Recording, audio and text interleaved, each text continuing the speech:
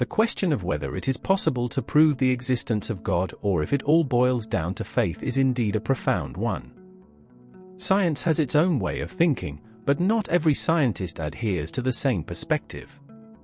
Michael Heller, a Polish cosmologist and priest, stands out in this regard. He has been recognized and awarded for his attempt to mathematically prove the existence of God. However, since the publication of Immanuel Kant's Critique of Pure Reason, it has become increasingly common for people to assert that proving the existence of God is impossible.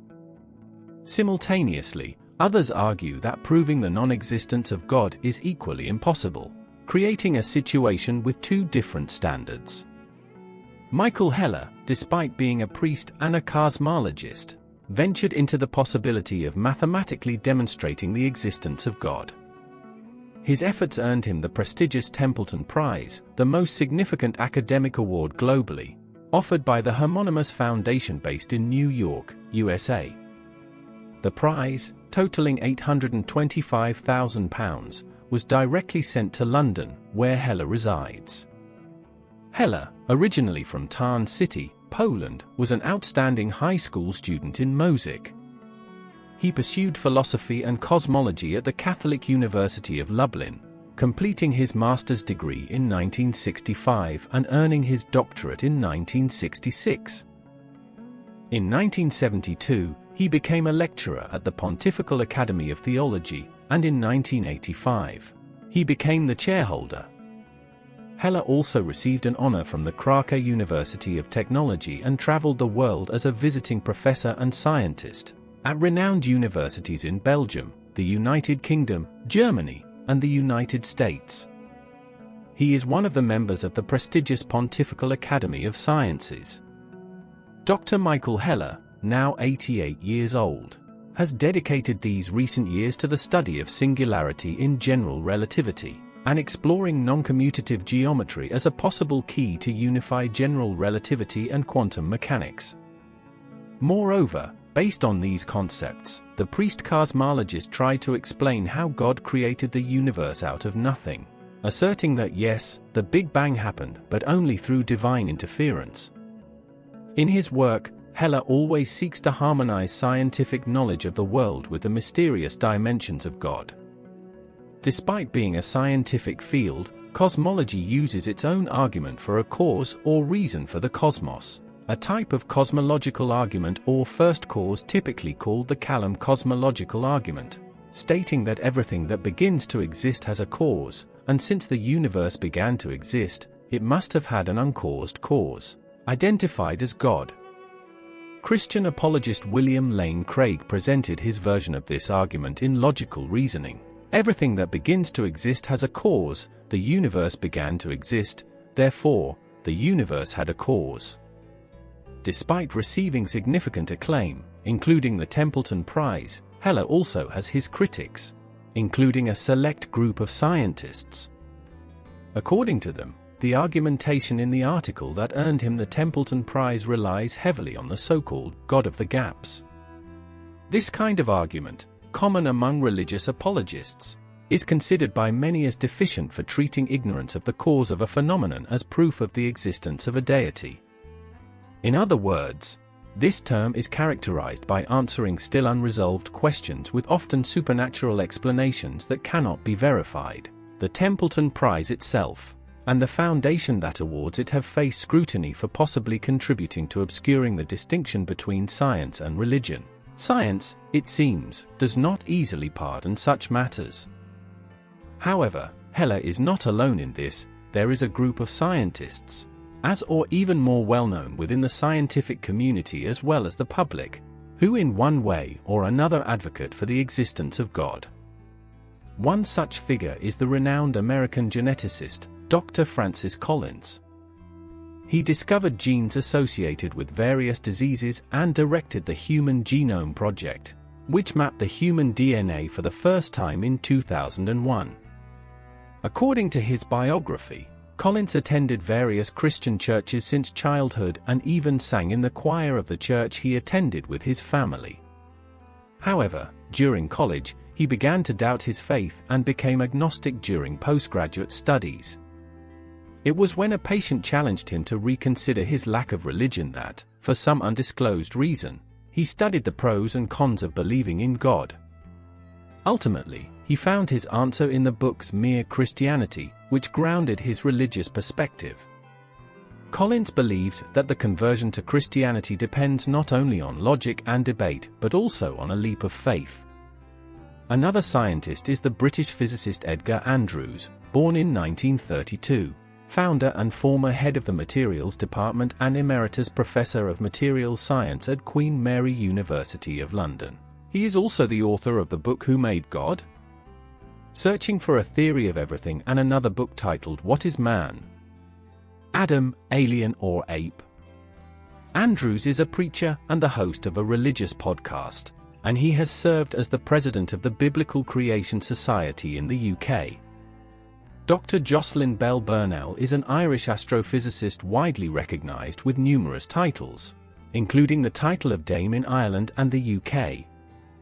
In 1967, during her postgraduate studies, she discovered the first radio pulsar, a type of radiation beam that can be detected from Earth, resembling a lighthouse when pointed toward us. Despite her deep involvement in science since childhood, Bell Burnell is also a Quaker. Quakers are members of the Religious Society of Friends, a group of historically Christian Protestant denominations. They are generally united by the belief in each individual's ability to experience inner light or respond to God's light within them. Bell Burnell has served as the secretary of the Central Executive Committee of the World Committee of Friends from 2008 to 2012 and is a frequent speaker at meetings and gatherings among the Friends. In 2013, she gave a significant lecture that resulted in the publication of a book titled, A Quaker Astronomer Reflects, Can Scientists Also Be Religious? In her speech, Burnell reflects on how cosmological knowledge can be related to Quakerism or the Christian faith.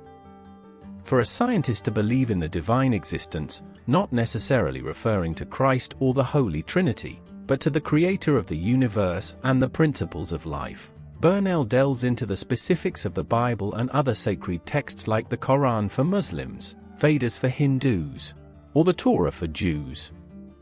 She also considers her empirical knowledge and draws from various philosophers, both classical and contemporary. A wide range of arguments for and against the existence of God or deities can be categorized as logical, empirical, metaphysical, subjective, or scientific.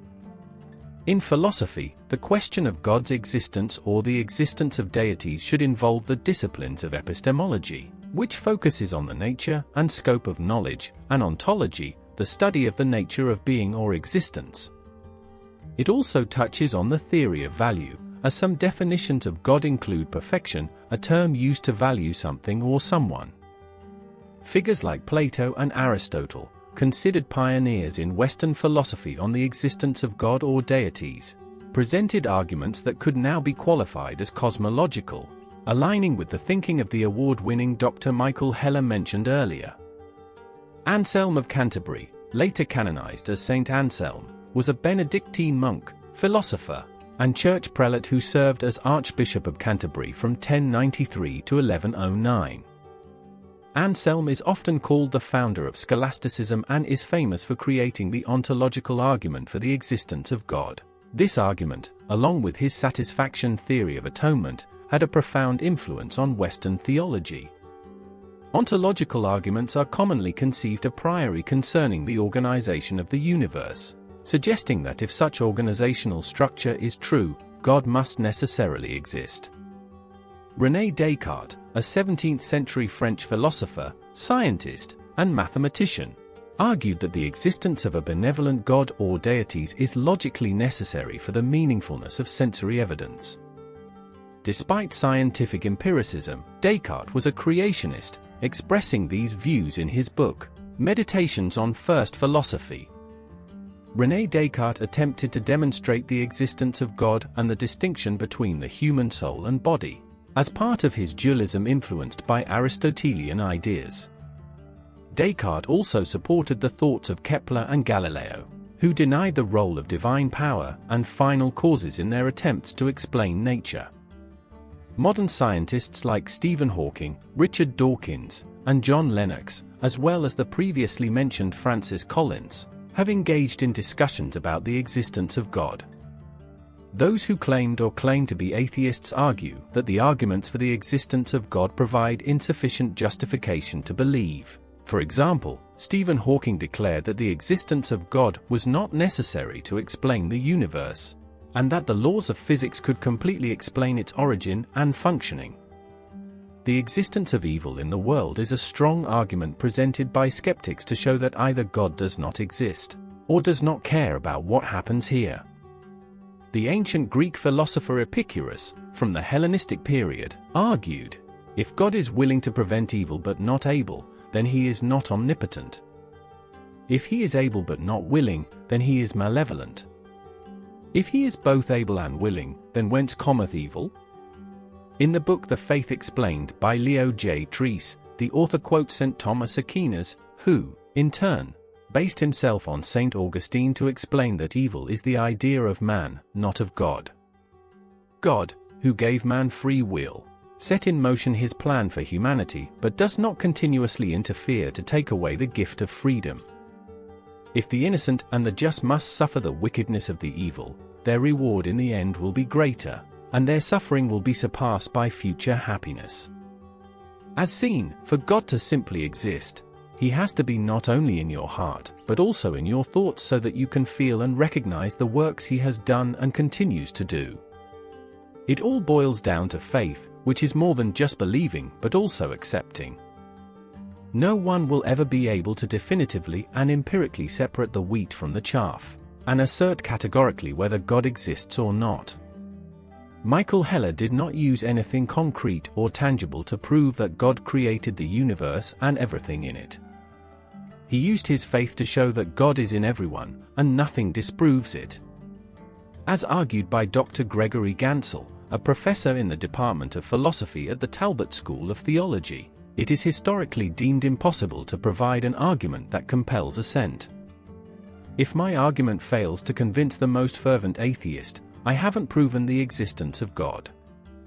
Just as I cannot persuade such an atheist to believe, my arguments do not count as proof. If they don't count as proof, what purpose do they serve? Subscribe to our channel for more content like this. Don't forget to leave a comment below. Thank you.